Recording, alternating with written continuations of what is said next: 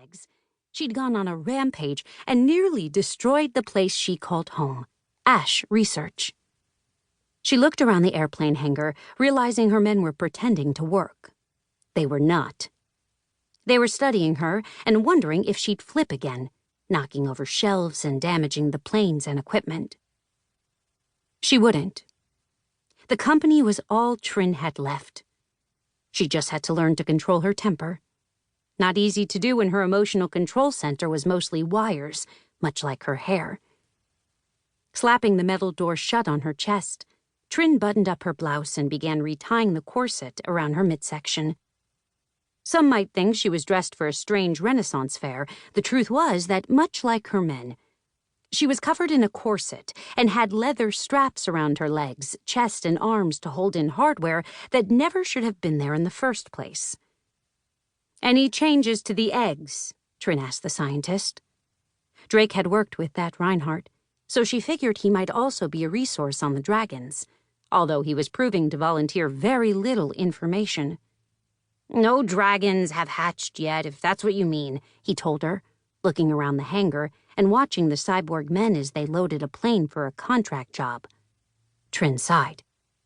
"How can we speed up the process?" He shook his head.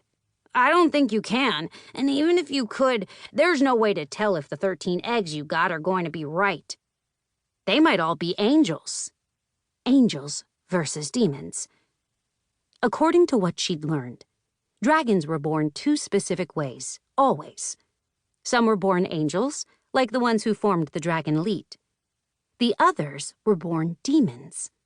Good and bad. That's how the world was made up. It was no different for dragons. It was still strange a dragon was predisposed to a certain affiliation. It wasn't a nature versus nurture situation, but there had been a reason. When Michael the Archangel's blood infiltrated the earth, soaking into the dragon eggs, according to the legend, other blood was spilled at the same time by the demon Nergal. Half the eggs absorbed the angel's blood, and the other half, the blood of the demon. Those who had read the incomplete history of dragon riders knew about the angel blood. It wasn't until Trin had gotten access to a different text she learned the full history. Everything in the world was about balance. While the dragon elite was created to protect the earth and rule over the affairs of mortals, they couldn't exist without an evil counterpart. It was only after Trin had stolen the single dragon egg that she'd learned she'd need at least two, the blood of an angel and a demon. She now had 13 eggs.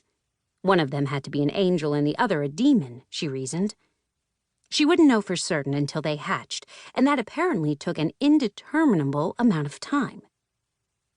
"There's something I've heard of that you can try to speed up the hatching time," Drake offered, combing his hands through his long white beard. "I don't know if it will work."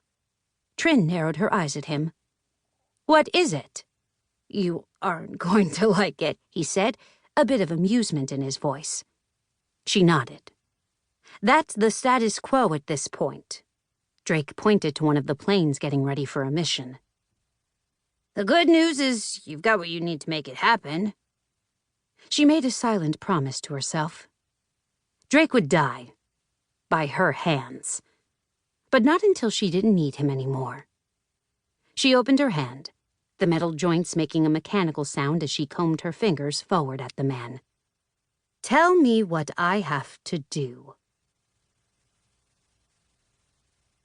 Chapter 2. Sophia Beaufont knew it was still dark before she opened her eyes.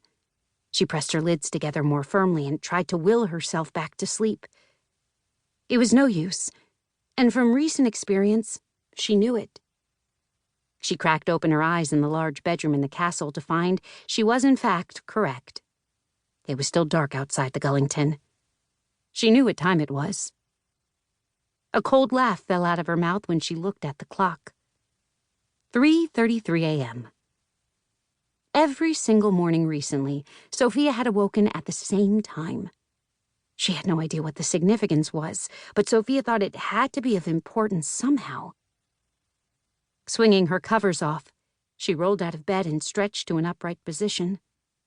The flames of the candles and the torches and fireplace